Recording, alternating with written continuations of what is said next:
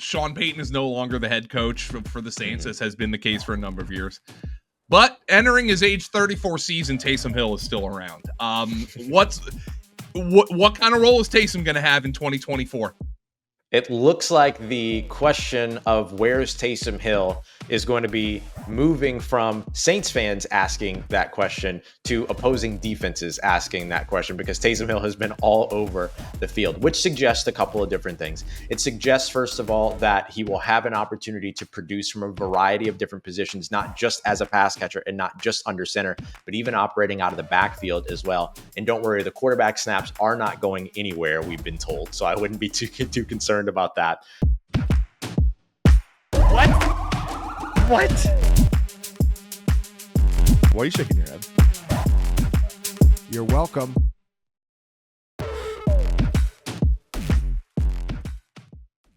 In 2024, for the first time in nearly 20 years, the Saints are not running the Sean Payton system. What will that new offense look like? Will Alvin Kamara be around to play in it? Oh, but Taysom Hill, yeah, that guy, he's back and might be more involved. Ross Jackson from the Locked On Saints podcast talked me through what to expect from new offensive coordinator Clint Kubiak down in New Orleans. I'm Joe Dolan. Like this video, leave a comment, and subscribe to the Fantasy Points channel for 32 breakdowns of all 32 NFL teams. This is Fantasy Franchise Focus, New Orleans Saints. So, Ross, obviously the biggest news coming from Saints minicamp is apparently Alvin Kamara is holding out. He, I guess, showed up to the building. You can tell me because you're the expert here, but he showed up to the building, didn't participate in the mandatory camps. Very clearly, this is contract related, as his agent said. What's the situation with Alvin Kamara, and can you give any local insight into what's going on with him? Yeah, for sure. So look, the contract negotiations and conversations around his contract have been ongoing reportedly for a couple of months now. So I do want to make sure that I highlight that despite the fact that those contract negotiations were going on, Alvin Kamara did fully participate in 2 of the 3 days of the mandatory minicamp. It was the 3rd day that he decided to make a statement. So I think that speaks to kind of where these negotiations are. It's clearly not in a situation to where he's willing to say, you know what, I'm just going to forego $101,000 of fines and then not show up. He showed up to 2 of the 3 days, and then on the 3rd day was there for walkthrough, but then didn't participate in the rest of practice, although we did see him at the facility while practice, or just as practice was getting started in proper and earnest. So this was an opportunity to kind of make a statement and let folks know, like, hey, I do want to get this contract done, but I do think that it's worth highlighting that he was there 2 of the 3 days, despite those negotiations having been ongoing for that amount of time. I don't expect this to move quickly here locally. I think part of it is just logistics. They're not probably going to be in the same room together until they're out in California for training camp. And so that's probably when you'll see ink to paper. I wouldn't be surprised to see this linger into camp for a little bit, maybe a little bit more of a hold in situation than a holdout situation, being present but not participating, as the recent CBA negotiations have been there. But I'm not going to be surprised to see this all get worked out. There's not very many examples in the NFL of things like this not finding a middle ground. And the Saints have already kind of done twice already what it is that Alvin Kamara is seemingly looking for, which is, hey, just give me a commitment and some guarantees in the next year of my contract, because right now he has $0 guaranteed in 2025. They did similar moves with safety Tyrann Mathieu and linebacker Demario Davis earlier this offseason. I have a hard time believing that they won't find the middle ground here with Alvin Kamara. So just to recap, you think if the Saints give Alvin Kamara some guaranteed money next season, that would be enough to maybe get a deal done with him? That would be his age 30 season, by the way. Yes, exactly. I think that's what you'll probably see them do. It'll probably be more of a 2-year extension because they'll want to backload a bunch of money into 2026, but then guarantee some money into 2025. Maybe even have the opportunity to drop his base salary here in 2024 if they want to go that route. That's what they did with both Tyrann Mathieu and Demario Davis. But what the Saints have to do here is make sure that they're keeping a guy that they know can produce in this offense and in their offense, especially with the way that they've changed things over this offseason, but also safeguard themselves from the assumed pitfall that comes with running backs over the age of 30 by NFL league standards. So you got to do a little bit of both here. So I think guarantees in 2025 is probably as far as they're willing to go. It might be as far as they need to go as well if they're willing to drag this out. Well, the other question that let's just say you're thinking pretty optimistically here, but let's just say, Alvin Kamara, this situation does linger, or a running back approaching 30, things happen. He had the least efficient season of his career in Mm-hmm. 2023. Behind Alvin Kamara is a big question for me. Jamal Williams, Yep. I don't think probably gave the Saints what they wanted him to do. And then it was kind of a lost rookie season for Kendra Miller, who was their third round Mm-hmm. pick last year. But look, second year running backs, that's usually a pretty big breakout year for guys. What do the Saints think of Kendra Miller? What have you seen from Kendra Miller in the times that you've actually been able to observe him? And right now, the fantasy community is pretty excited about him. He's kind of like RB42 on Underdog Fantasy. Is there a chance for Kendra Miller to step in here and earn a big role in 2024? Yeah, for sure. And in fact, I would say even with Alvin Kamara in the lineup, like Kendra Miller is going to be a big part of what this offense is doing. He has the vision for a wide zone offense where you have to make sort of that 3-level read of, do I want to, bend, bang, or bounce? Like, you have to be willing and you have to be able to do that. He has the vision and the patience to do it. He has the burst and breakaway speed to do it. One of the things that we don't know about Kendra Miller is how to properly kind of discuss his speed, because he was injured during the draft process and never ran a 40 time. And so you know how that can hurt sometimes when it comes to draft prospects and draft evaluation and things like that. And so, but we can see it on the field. He had a great game to wrap up the season at the end of last year against the Atlanta Falcons. But overall, to be fair, he's a question mark because we haven't seen him, right? He was dealing with injuries and all these other things his rookie season. So the role, the opportunity, and the scheme are all going to be there to elevate Kendra Miller. The question is, can he stay healthy? And is what the Saints saw from him to wrap up the season what he could be on a more consistent basis? Jamal Williams, on the other hand, the issue was what he was being asked to do last year, which was effectively operate as a fullback, because they were so kind of in dire straits when it came to pass protection and things like that. Hopefully he gets to be a little bit more of a running back here in 2024, and he would have to be if anything does impede Alvin Kamara from hitting the field at any point over the course of the 2024 season. What's the health situation with Juwan Johnson? So he is undergoing surgery, or maybe has already undergone surgery. But the week of June 20th was expected to be the week of his surgery. I've been given some fairly optimistic timelines on his return. So what I'll say is there's a chance that he's back partway through training camp. But even being back partway through training camp, as you know, you're going to have a ramp up period. You're going to have an acclimation period. You're going to have a conditioning period, all these other things to make sure you're back up to full strength. The expectation widely is that he will be ready to go at the beginning of the season. The question will be, can he bridge the gap of the offseason now with this injury hiccup in the way, in terms of carrying the momentum of a strong finish at the end of 2023 into the beginning of 2024, which was an issue for him, carrying the strong finish in 2022 into 2023. What was the injury for Juwan Johnson? What were they describing it as? We still have no idea what the actual injury was. All that we were told is that his foot started hurting one day and now he needs surgery. And so it wasn't like an on-field, sprain my ankle kind of a thing. It sounds like it was just one of those things to where, and this is just an unfortunate situation, surely frustrating for Juwan, who looked really, really impressive throughout OTAs and minicamp, all the other stuff. But foot hurt one day, now needs surgery. That's what we know so far. Let's get into the big picture thing. Obviously, Clint Kubiak's the new offensive coordinator. How different do you expect this offense to look from? Look, I mean, this is the first time the Sean Payton system hasn't been run in New Orleans in nearly 20 years. So Right. what are the changes that you're expecting? And is there going to be anything kind of a big picture change that might take people by surprise?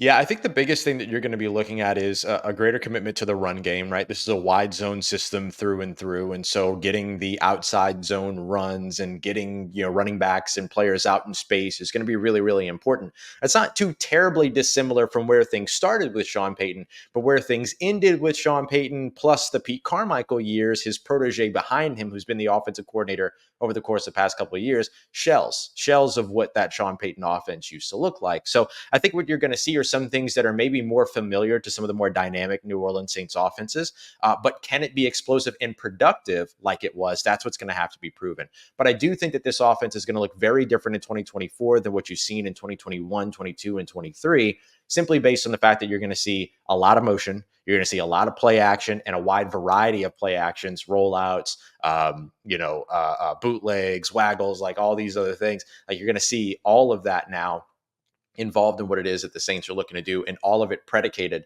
by the run game. So yeah, I expect it to be very, very different, heavier sets as well, more two tight end sets, more fullback involvement. All those things will probably be other pieces that will make this offense look a lot different than it has over the course of the past couple of years. How do you think Derek Carr is taken to the offense? I think he's taken to it well.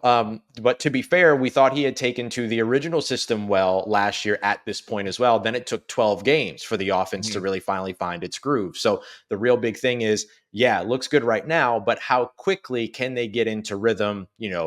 Expecting it to take 3 or 4 games makes sense, especially with the lack of experience and opportunity that players take in the preseason now. So because of that, you should expect at least a little bit of a curve, right? A learning curve there. But hopefully it doesn't take 12 games for this team in 2024. But I would say he's settling in comfortably. They had some pretty successful end of half and end of game simulation drives during mini camps, which I think is important, because if you can't do it in practice, you're definitely not going to be able to do it during a game. But also you're up tempo, you're no huddle, you're making calls at the line of scrimmage, you're changing plays, all these things with a brand new system. And they seem to operate that pretty cleanly. Those were just individual examples, though. We'll have to see how quickly they can get the system under their belt for real once they hit the regular season. The dynasty players in my life would absolutely kill me if I didn't ask about your impressions on Spencer Rattler in the very brief time that you've been able to see him. I think people were surprised he fell to the 5th round, and now you see the embattled veteran quarterback, right? Oh, could Spencer Rattler get some starts by the end of the year? What have the coaches been saying about him? What have you seen from him?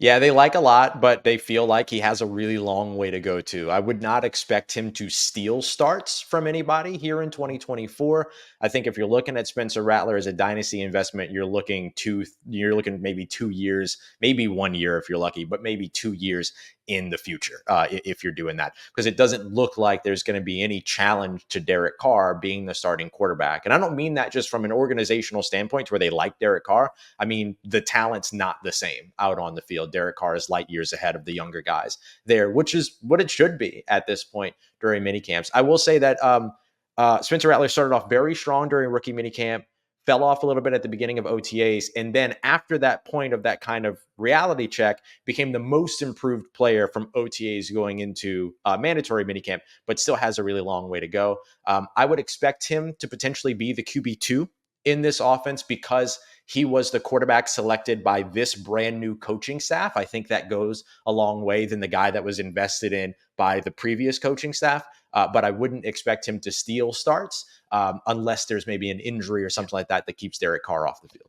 So we have to talk about this receiving core, because Chris Olave, for fantasy purposes, is basically a fringe first, second round pick. We kind of know what Chris Olave is. He's produced in his first 2 seasons, but there is opportunity here for other players, and there's no doubt about it.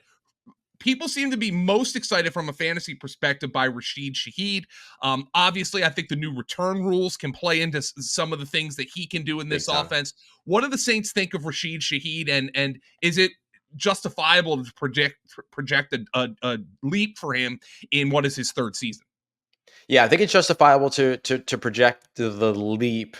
The tricky part will be how the game plan impacts which wide receivers are getting the most attention versus specific defenses and things like that. This is going to be a very game plan heavy offense. You might remember years ago, Sean Payton's offense, you could never predict which running back was going to go off. Bill Belichick offenses with the Patriots, you can never predict which skill position player to invest in. There might be an element of that for wide receiver here in New Orleans behind Chris Olave, but Rashid Shaheed's the guy that I think will be the most consistently involved presence at the position behind Olave. He's becoming a little bit more of a 3-level threat in terms of what we've been seeing from him over the course of OTAs, mini camps. We'll get a better look of that during training camp as well. You might not be relying on him as much as a home run hitter to get a floor of production, but you're still relying on those home run balls to get the ceiling of his production. So however that might feel comfort-wise for fantasy owners might kind of push them towards a Rashid Shaheed or maybe away from a Rashid Shaheed. So then there's another question that begs. At the end of fantasy drafts, A.T. Perry is free. This guy was a 6th round pick. He was one of those players almost kind of like Spencer Rattler. I think people thought he would get drafted a little bit earlier than he did last year. And then he flashed. He made some plays that were very much notable. And I look at the state of the wide receiver position for the Saints. The only real major investment they made this offseason, and I don't even know if you want to call it major. They had some lower end signings, and then they drafted Bub Means in the 5th round. Right. A.T. Perry seems like, to me, there's an opportunity for him to come out here and take a role. Yeah, I think that there is. The tricky part will be balancing him and veteran Cedric Wilson, who was signed over the course of this offseason. The only player that the New Orleans Saints signed this offseason as a free agent that received larger than a 1-year deal, in that he received a 2-year deal, which in all fairness is twice as long. It's twice as long. But, not a major investment. But the big thing is that it depends on how the New Orleans Saints feel like they're going to want to attack specific defenses on a week-by-week basis. Do you want the big body on the outside against a smaller perimeter corner or a struggling perimeter defense? That's where A.T. Perry comes into play. But if the Saints feel like they might be able to win an advantage on a smaller slot corner, for instance, or a defense that struggles against slot receivers, then you might see a heavier Cedric Wilson game. So I look at A.T. Perry as the 3rd guy in the offense if that 3rd guy needs to be the perimeter guy. But I look at Cedric Wilson as a 3rd guy in that offense right now, or in that wide receiver room right now, if they decide that they need to go the big slot role. So depending upon the defense that they're going up against, that might end up impacting which one of those guys really gets that work. But I do think A.T. Perry is in line and has everything that he needs to match the formula of a breakout season. The only thing is that opportunity might change depending upon where the strength of an opposing defense is. What's the scouting report for Bub Means, the 5th round rookie wide receiver then? Yeah, another guy that's got a long way to go, but look, really, really good at attacking the middle of the field, which is something this New Orleans Saints offense has really put an emphasis on over the course of OTAs, mini camps, things like that. I look at Bub Means as a guy that, ran less than a handful of routes over in Pittsburgh and in that offense, had bad quarterback play, and still put up some pretty impressive numbers for a wide receiver in those situations. Over 700 receiving yards, led the team in major receiving categories, things like that. So I would expect Bub Means to be much like Rashid Shaheed in the past, much like Deontay Hardy in the past, and even much like A.T. Perry last year, to be a guy that maybe doesn't start off at the beginning of the season getting a lot of opportunity, but maybe see that opportunity tick up to a more impactful role towards the back half of the year. So there's a new offensive coordinator. Obviously, Sean Payton is no longer the head coach for the Saints, as has been the case for a number of years. But entering his age 34 season, Taysom Hill is still around. What kind of role is Taysom going to have in 2024? It looks like the question of where's Taysom Hill is going to be moving from Saints fans asking that question to opposing defenses asking that question, because Taysom Hill has been all over the field, which suggests a couple of different things. It suggests, first of all, that he will have an opportunity to produce from a variety of different positions, not just as a pass catcher and not just under center, but even operating out of the backfield as well. And don't worry, the quarterback snaps are not going anywhere, we've been told. So I wouldn't be too concerned about that. But he should be a more consistent presence in this offense, especially that gets boosted again if, as we were discussing earlier, Juwan Johnson takes a little bit of time to really be ready to go during the season, or maybe is on a snap count or a pitch count or anything like that. So there's a real opportunity here to continue to invest in Taysom Hill, who looks like he's going to be a much larger part of the offense, in that it'll be more consistent, as opposed to one game he contributes to 4 touchdowns and then 5 of the next 6 games he gets, less than 20 snaps. It doesn't look like that's going to be the case here in 2024. Probably still a better best ball play in fantasy than anything else. I think that's a fantastic way to utilize him. But, if you're looking for somebody to invest in late, at whatever position designation they give him, which we're still not entirely sure of yet, maybe he could be somebody you look for mid or later rounds. Yeah, as best ball players know, his positional availability is differing from site to site. Yep. If it's a quarterback, he's a wasted pick. If it's a tight end, a very, very strong pick. You mentioned, before we let you go, Ross, you mentioned the offensive line was a major problem last year. Pass protection was a big issue. And they addressed that in the first round with Talise Fuaga. What is the outlook for the offensive line and in this new offense under Clint Kubiak?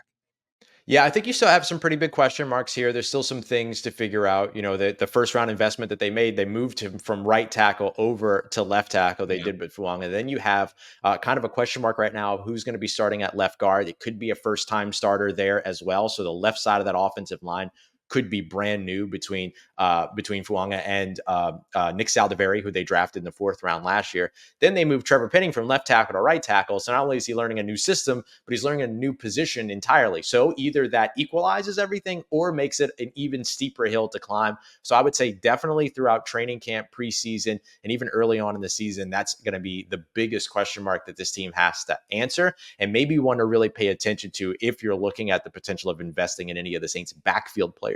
Because if this Saints offensive line can't move off the ball, can't establish physicality, and can't win at the line of scrimmage, then you're going to see another down rushing year for the team.